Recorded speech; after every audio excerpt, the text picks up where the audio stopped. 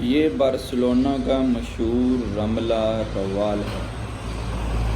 یہاں پر لگے ہوئے اونچے اونچے کھجور کے درخت اور سفیدے کے بڑے اور گھنے درخت آج کل بالکل ویران پڑے ہیں۔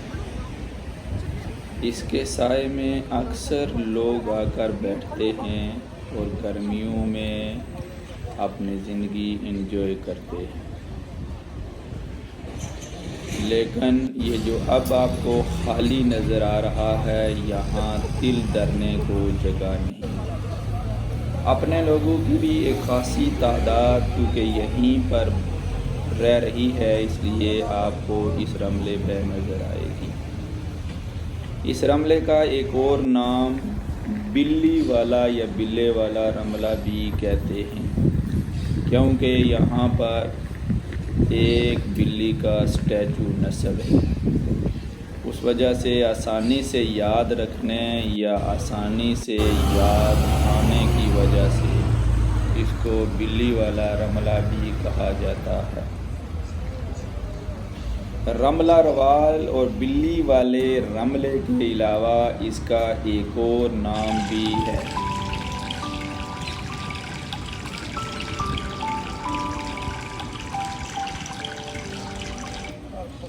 اسے پریشان رملہ بھی کہتے ہیں۔ کہا جاتا ہے کہ شروع میں جب پاکستانی یہاں آ کر آباد ہوئے، یہ بارسلونا سینٹر بالکل بارسلونا سینٹر ہے اور یہاں کے آس پاس پاکستانی آبادی ہی آباد ہے، اور یہاں پر بے شمار فروٹ، سبزی اور کریانہ کی دکانیں بھی اپنے ہی لوگوں کی ہیں، اور اگر کہیں ریسٹورنٹ اور ٹیک وے دیکھنا ہو تو وہ عربی لوگوں کے زیادہ نظر آئیں گے۔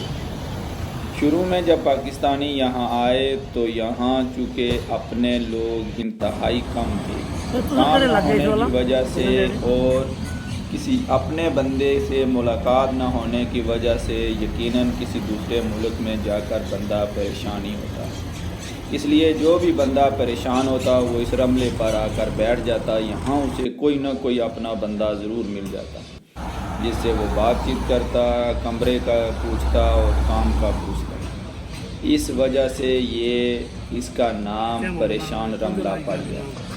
جو بھی کوئی نیا بندہ آتا وہ اس سے یہی کہا جاتا کہ وہ پریشان رملے پہ چلا جائے، وہاں اس کا کوئی نہ کوئی حل نکل آئے گا، کام کا بھی، کمرے کا بھی اور دیگر چیزوں کا۔ اور آج کل نہ صرف پاکستانی کمیونٹی بلکہ اسپینش کمیونٹی بھی اس کو پریشان رملہ کے نام سے جاننے لگی ہے۔ آپ بھی آئیں تو اس کا ضرور وزٹ کریں۔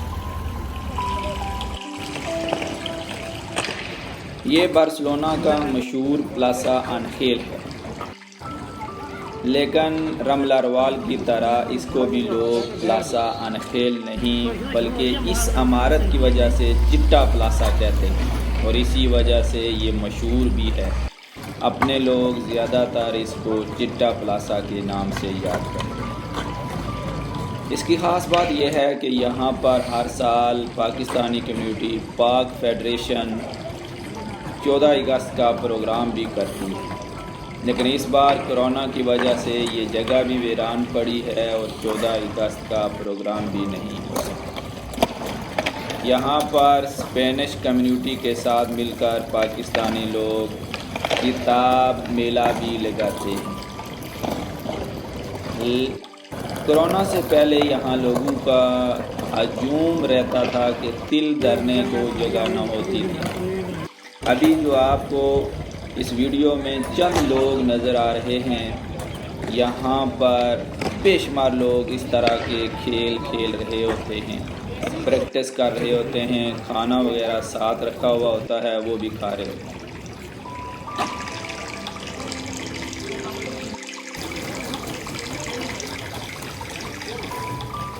آپ کبھی بارسلونا آئیں تو بارسلونا کے اس چٹے پلازے کی ضرور سیر کریں۔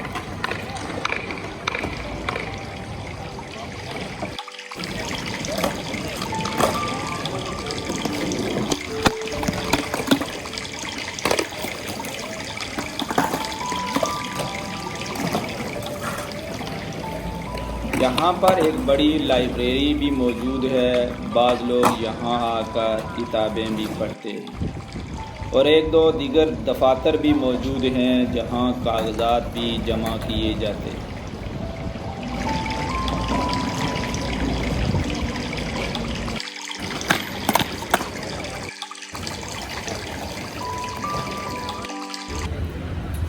یہ بھی بارسلونا کا ایک پارک ہے جہاں بچے آ کر جھولا جھولتے ہیں۔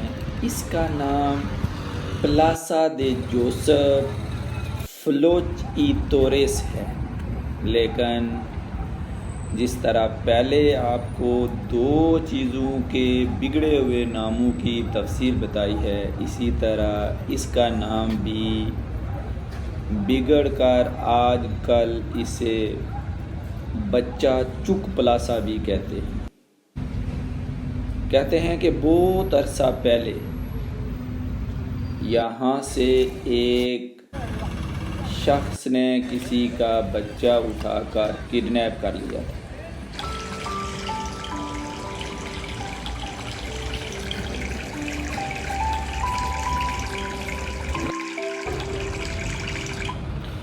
اسی وجہ سے اس کو آج بھی بچہ چک پلاسا کے نام سے یاد کیا جاتا ہے۔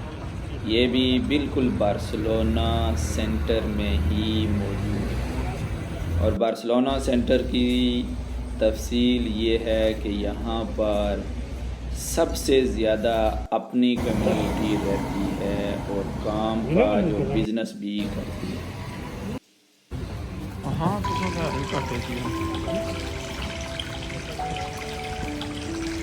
کبھی آپ آئیں تو ان تینوں جگہوں کی ضرور سیر کریں۔